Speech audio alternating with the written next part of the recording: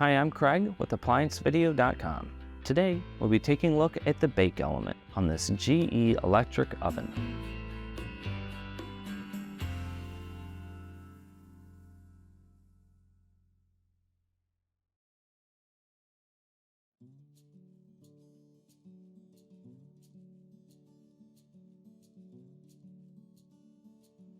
The main reasons why you would need to replace this element is if it is not heating and bake, or the element could be visibly damaged. Now, click on the link below to view this repair video.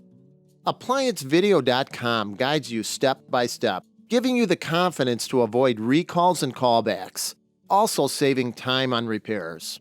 Whether you're up against an uncommon repair or the latest appliance on the market, our videos have been created with you in mind. Our growing library of videos have been produced using our factory-certified technicians who have extensive infield experience over the past 30 years.